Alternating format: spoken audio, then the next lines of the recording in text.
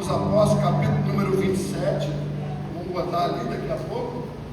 Eu vou ler do 22, Atos 27, versículo 22 ao 25. Mas agora, vos ademoesto a que tenhas bom ânimo, porque não se perderá a vida de nenhum de vós, mas somente o navio. 23. Porque esta mesma noite, o anjo de Deus, de quem eu sou, a quem eu sirvo, esteve comigo, dizendo: Paulo, não temas, importa que sejas apresentado a César, e eis que Deus te deu todos quantos navegam contigo. Portanto, ó senhores, tende bom ânimo, porque creio em Deus, que há de acontecer assim, como a mim me foi dito. Gente, glorificando a Deus.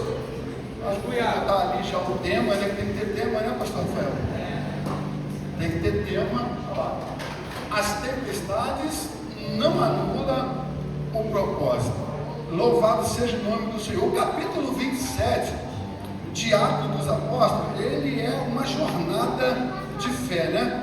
Ele é uma jornada de fé, ele é um capítulo assim para a gente ler, reler, meditar, porque ele é riquíssimo no seu contexto, naquilo que ele traz como revelação da parte de Deus, e a gente precisa ler com uma fé firmada num Deus que pode todas as coisas, né? A história nada mais é do que Deus cumprindo um propósito naquilo que ele tinha prometido a Paulo. Quando nós lemos Atos dos Apóstolos, a gente vai pegar muita coisa solta dentro do livro e que a gente precisa agrupar e ajuntar. Se você for lá em Atos dos Apóstolos, capítulo 23, no versículo 11, você vai ver uma promessa de Deus. Se puder botar ali, Atos dos Apóstolos, capítulo 23, versículo número 11, você vai perceber que há uma promessa de Deus para Paulo, né? Deus prometendo a Paulo que ele precisa chegar até Roma, está lá, né? E na noite seguinte, apresentando-se o Senhor, disse: Paulo, tem ânimo, porque como de mim testificaste em Jerusalém, assim importa que testifique também em Roma. Então o que Deus está fazendo aqui é dando uma ordem a Paulo: olha, não temas, acalme o teu coração. Agora Deus não dá a forma que Paulo vai chegar lá. Aí que está o segredo de toda essa narrativa aqui, porque os propósitos de Deus, eles continuam de pé, mas até nós chegarmos ao propósito, ao objetivo, existe um processo a ser passado. Então eu quero, em rápidas palavras aqui, trazer aquilo que Deus colocou no meu coração. Não se assuste com esse monte de papel daqui, porque são os meus rabiscos, né? Eu começo a entender que o primeiro ponto crucial nesta mensagem é que essa tempestade aqui que Paulo ele está dentro desse navio indo a ser apresentado a César, ela não surge do nada. Ela não surgiu do nada. Ela veio no contexto de uma vida dedicada a Deus. Nós estamos falando de Paulo, um homem de Deus, um homem que traz marcas na sua vida do que é servir a Jesus. E é este homem da nossa mensagem que agora está passando por momentos difíceis na sua vida, porque o navio em que ele está sendo conduzido, ele é sacudido por uma grande tempestade, né? E a Bíblia vai dizer que o início da viagem é tranquilo, ele é calmo, não tem muita dificuldade, até se sopra um vento brando, tranquilo. Mas Paulo ele tem um discernimento nessa caminhada que alguma coisa difícil vai acontecer, e ele passa a essa informação ao capitão do navio, que não dá muito ouvido ao que Paulo está falando, né? E eles preferem continuar a navegação. E a Bíblia vai dizer que logo depois, uma tempestade maior do que aqueles ventos que sopravam ao contrário, se abate sobre esse navio, sacode o navio para um lado e para o outro, né? Trazendo medo, aflição, desespero. Mas tem no meio desses 275 tripulantes, que fora de 276, que está em paz, que está tranquilo, que está com a sua fé firmada. Mas Paulo não tem a sua fé firmada naquilo que ele, Paulo, é, mas naquilo que Deus é na vida de Paulo. Então quando a gente olha para esta mensagem, a gente questiona algumas coisas. Por quê? Porque quando nós passamos por tempestade, a ideia que se tem é que a gente saiu do propósito de Deus, é que a gente fugiu da direção de Deus. Então a primeira coisa que essa mensagem traz para mim é que eu preciso rever os meus conceitos quando eu estiver passando por situações difíceis, porque nós estamos falando de alguém que tem uma vida dedicada a Deus, e o fato dele estar indo até Roma, mas como um prisioneiro, é propósito de Deus. Mas só que Paulo, ele não questiona o processo. Por quê? Porque quem conhece o propósito não se espanta com o processo, irmão. Pode vir o vento que vier, a luta que for, porque quem conhece quem o chamou, confia. Então Paulo está confiado não nos seus títulos, Paulo não está confiado no seu tempo de igreja, Paulo não está confiado na sua teologia, Paulo está confiado num Deus que fala e cumpre, num Deus que fala e cumpre. E a viagem segue. Paulo, ele já tinha alertado que a embarcação ia sofrer alguns danos. E quando esse vento, que a Bíblia chama de um vento euroaquilão, né? Euroaquilão é aquele vento nordeste, mas que ele se encontra com um vento vindo de outra banda. O que acontece? É aquele tipo de ventania que sacode para um lado, sacode para o outro, sacode para um lado, sacode para o outro, muito forte. O que esses homens estão passando é algo desesperador. Nós aprendemos muito com Paulo, mas nós nos assemelhamos muito a Lucas. Quem entendeu esse negócio aqui?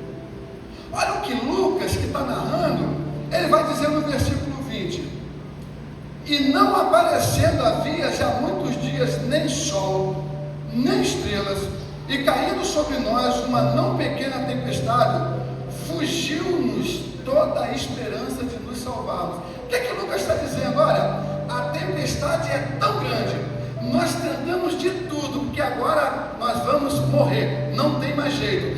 Embora nós aprendamos com Paulo, mas na hora da tempestade nós somos Lucas, porque a gente confiou nos recursos dos nossos braços e deixamos de confiar na força do Deus que nos chamou. Lucas está narrando, e Lucas está dizendo que a esperança de salvação foi embora. O que Lucas está dizendo é que ele esperava, vamos contextualizar, que a porta abrisse, mas a luta é tão ferrenha que ele, Lucas, desistiu, ela não vai abrir. Quem está pegando esse mistério aqui, irmão? Lucas está narrando assim, ó, a esperança que nós tínhamos de nos salvar foi para o ralo, desceu, não tem mais jeito, não vai acontecer nada. O que Lucas está dizendo é que ele, Lucas, e os marinheiros não podem fazer mais nada, não tem mais o que fazer. Eles estão jogando, descendo a guarda. Olha, não tem mais jeito, não vai acontecer, porque eles vão tentar de alguma forma que o navio não pereça. Mas é propósito de Deus que Paulo chegue até o seu destino. E é nesse contexto que Paulo vai se levantar com uma palavra. Paulo se levanta com uma palavra assim, ó, mas agora eu vos ademoesto. que tenhais bom ânimo, porque não se perderá a vida de nenhum de vós, mas somente o navio. Que palavra! Vai ser rápido, pastor. Desliga esse negócio, não posso fazer isso não, pastor. Posso fazer isso não. Vamos respeitar a hora, o relógio. Paulo está dizendo, o navio vai se perder, mas todas as vidas aqui vão se salvar. Vamos lá, irmão? Vamos aprender com esse texto aqui? Primeira coisa, o embarque em situações perigosas pode acontecer por confiarmos na força do nosso braço. Quantos tem propósito aí? Meu Deus, olha só, quantos tem propósito, Deus? A pastora falou isso aqui domingo, hein? Nós já nascemos com um propósito.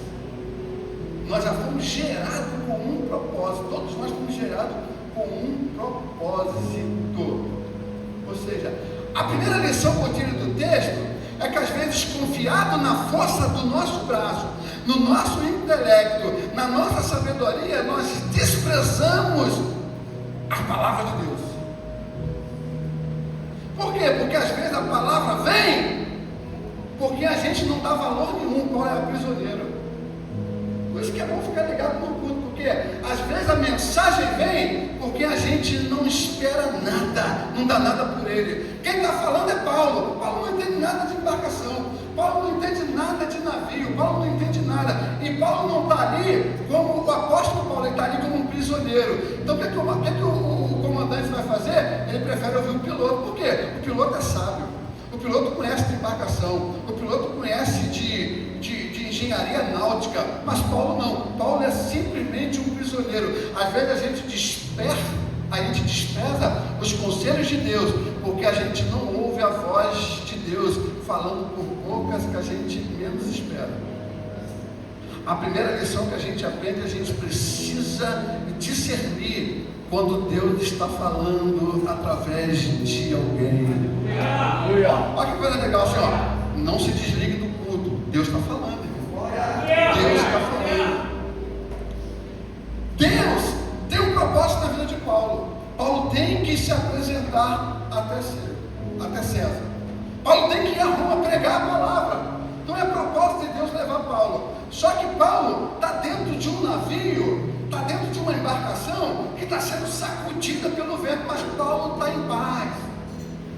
Paulo está em paz, porque enquanto todos estão desesperados, olha o que o texto vai dizer. Paulo vai dizer assim, porque esta mesma noite, o anjo de Deus, de quem eu sou, a quem eu sirvo, esteve comigo.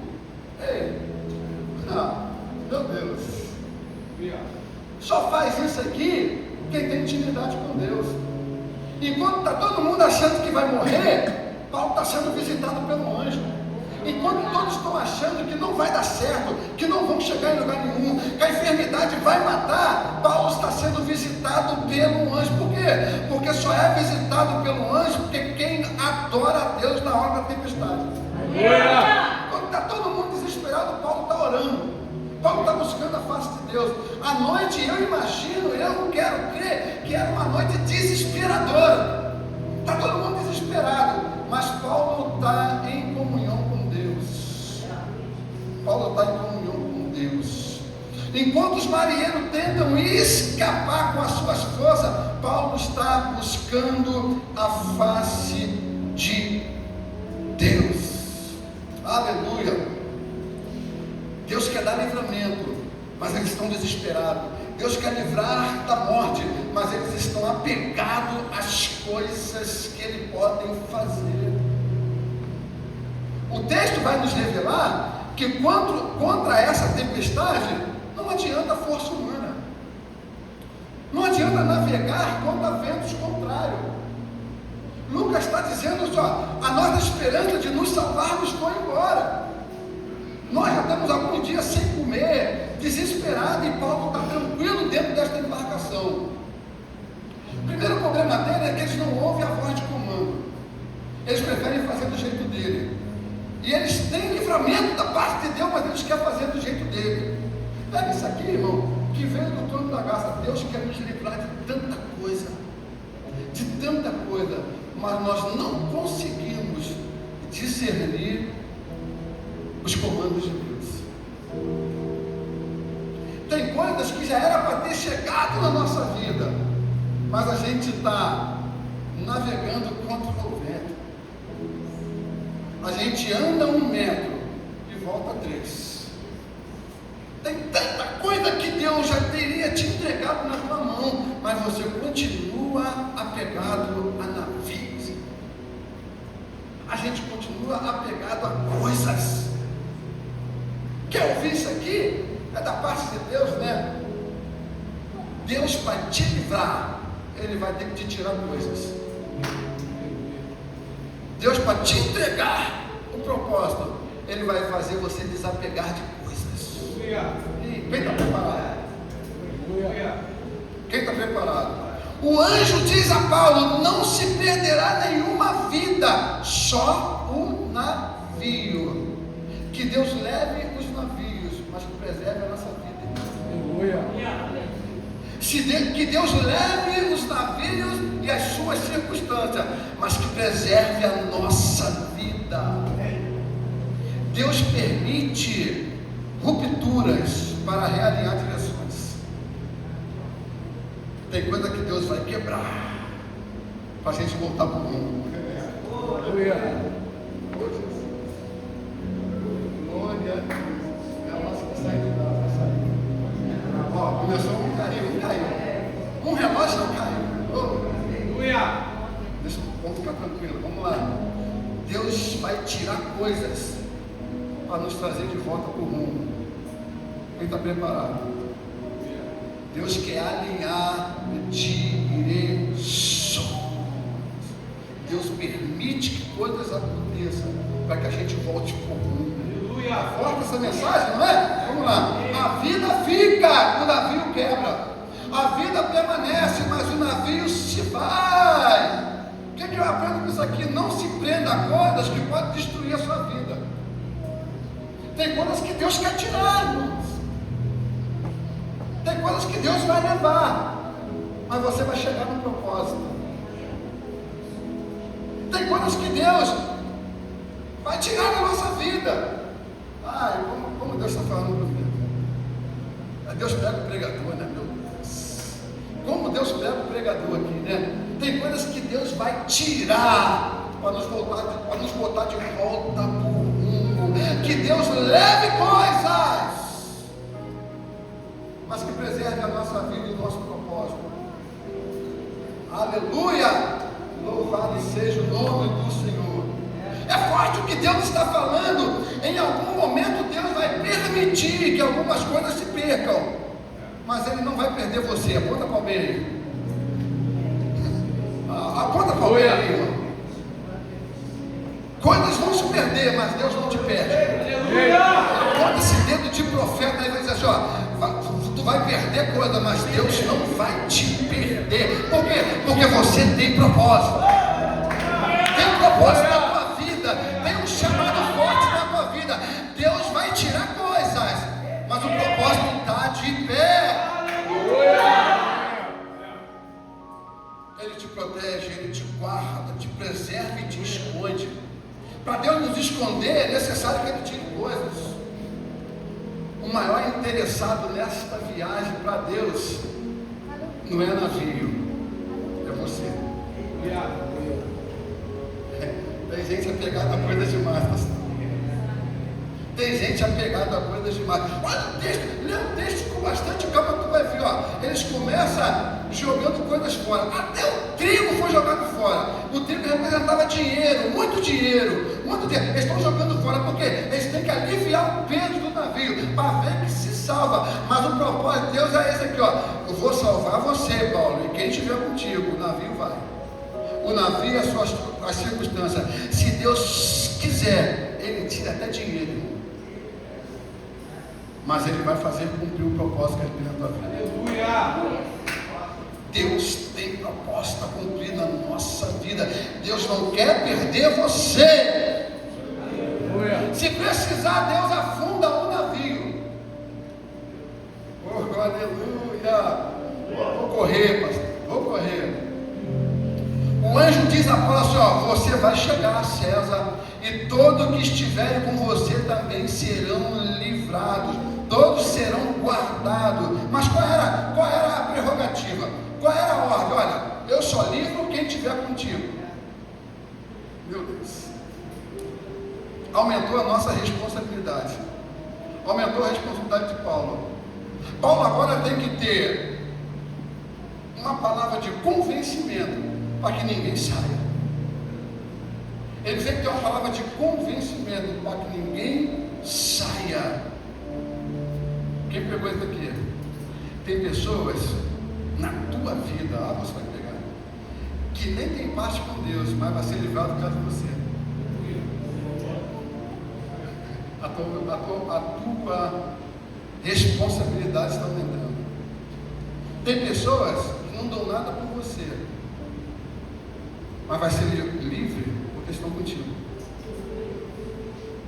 Quer um conselho? Andes com pessoa que tem propósito de Deus. Porque a bênção sempre te alcança. A bênção sempre alcança quando a gente está do lado de uma pessoa que é uma bênção. Paulo era uma bênção. Então a palavra do Deus é assim, ó, quem estiver contigo eu livro. Mas o que os marinheiros querem fazer?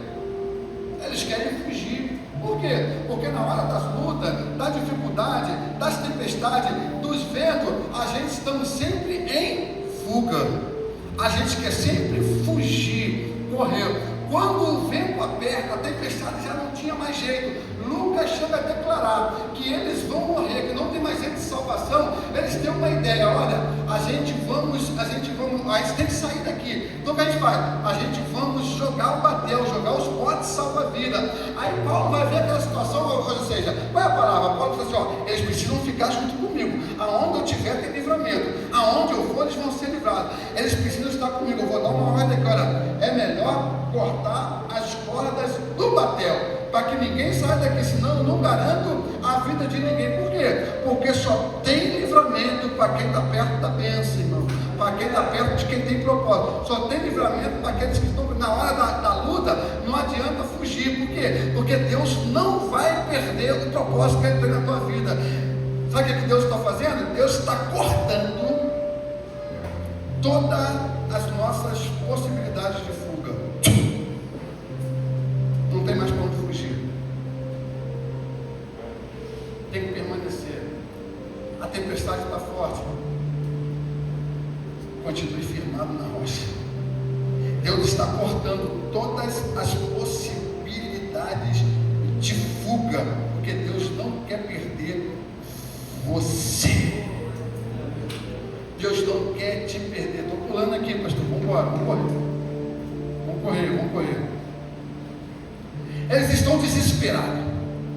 Eles querem jogar o batel. Aí Paulo vai dizer, olha, guarda o batel, joga fora, porque ninguém pode sair daqui, porque eles querem fugir, um quer fugir para lá, outro quer fugir para cá, porque na hora da tempestade, a gente quer correr para tudo quanto é lugar, a gente procura socorro em tudo quanto é porta, aonde se abre uma porta, a gente quer correr, aonde se há uma possibilidade de se salvar, ou de conseguir alguma coisa, a gente quer estar ali naquele lugar, ou seja, a gente quer se livrar de qualquer forma. Aí o que eu aprendo assim, ó, não tente se livrar do vento tomando a sua própria decisão. Você precisa ter ouvido sensível para ouvir os comandos de Deus. Porque na hora da luta, na hora da prova, na hora da dificuldade, a gente quer tomar as nossas decisões. Aí a gente acaba indo para o lugar errado, batendo em portas erradas, procurando as pessoas erradas. Mas Paulo está ali como um homem de Deus, um homem que ora, um homem que busca, um homem que tem uma palavra profética, um homem que tem uma direção, um homem que tem uma responsabilidade sobre os seus ombros. Olha, a promessa não é só para mim, a promessa é todos quantos estão comigo, porque a fé de Paulo não é uma fé individualista. Você conhece algum irmão assim? Primeiro eu. Conhece dessa palavra, né? Cada um que cuide da sua vida. A salvação é individual. A fé de Paulo, ela não é individualista. Paulo sabe que a promessa que envolve ele, envolve quem está com ele. Olha aí para o teu irmão aí do teu lado aí. Olha aí para o teu irmão aí. A fé que envolve Paulo envolve todos que estão em volta dele. Aí Paulo vai trazer uma palavra, olha, Paulo vai trazer uma exortação. Agora, Paulo está exortando, olha, o que eu acho que vocês devem fazer? Vocês precisam se alimentar. Vocês precisam comer alguma coisa. Porque já tem muito dia que ninguém come, já tem 14 dias que ninguém come e ninguém bebe nesse lugar. A tempestade é forte, o vento é contrário, o medo já tomou conta do lugar, mas vocês estão enfraquecidos. Que revelação, né? Que revelação. É que Paulo está dizendo assim, olha, quem não se alimenta de pão, na hora da tempestade perece, irmão. Pegou isso aí, gente? Quem não gosta de palavra, sofre na tempestade. Às vezes a palavra é dura, é pesada, a palavra enfada, mas é melhor ouvir, comer e se alimentar, porque você vai precisar dela. Quem não gosta de palavra, na hora da tempestade, quer pular no mar, quer perder a vida, quer sair de qualquer jeito. Quem mandou você sair? Deus mandou você se alimentar. A palavra está sendo ministrada na sua vida. É melhor se alimentar agora, para você ter força, porque a luta ainda não acabou. Você ainda não atingiu o propósito que Deus quer que você atinja. Deus tem coisas maiores para as nossas vidas. Aí Paulo admoesta, Paulo chama a atenção. Aí Paulo quer que todos vejam o que Paulo vai fazer. Aí Paulo reúne todo mundo e Paulo vai partir o pão. Paulo parte o pão, é aquele simbólico, né? Paulo parte o pão e dá graças. Aí a Bíblia vai dizer que todos comem. O ânimo volta. Eles estão refeitos de todo aquele medo. Mas passou a tempestade, passou o vento, passou a luta, continua do mesmo jeito. Aqui você vai ouvir. Você pode até ouvir de pé, que eu vou terminar aqui, depois a gente vai chegar na ilha de Malta. Pode ficar de pé, pode ficar. Está todos refeitos, estão todos de barriga cheia, alimentados. Paulo partiu o pão, deu graça. Partir pão e dar graça nos remete à comunhão. A luta não passou, a prova continua, a embarcação vai se perder, ainda corre risco de morte, a porta não abriu, a enfermidade não foi embora, a promessa ainda não chegou, mas eles não perderam a comunhão. Você entendeu? Nenhum vento, nenhuma prova, nenhuma luta, nenhuma dificuldade é motivo de você deixar de participar do culto. Na comunhão tem cura. Na comunhão tem fortalecimento. Na comunhão tem milagre. Na comunhão tem vigor de volta. Quando nós nos reunimos para partir o pão e dar graças a Deus, isso não quer dizer que a tempestade foi embora. Isso quer dizer que o Senhor que nós servimos, Ele tem o controle dela. Isso não quer dizer que as lutas cessaram, pastora. Isso quer dizer que o Deus que te prometeu é fiel para te livrar. Quando as lutas se abatem sobre nós, não é para a gente ficar com medo, não, pastor Júlio. A gente faz a gente pensa, a gente faz uma introspecção. Senhor, estou fazendo tudo direitinho. Então glorifica, porque quem tem controle contra a tempestade é Deus, não sou eu.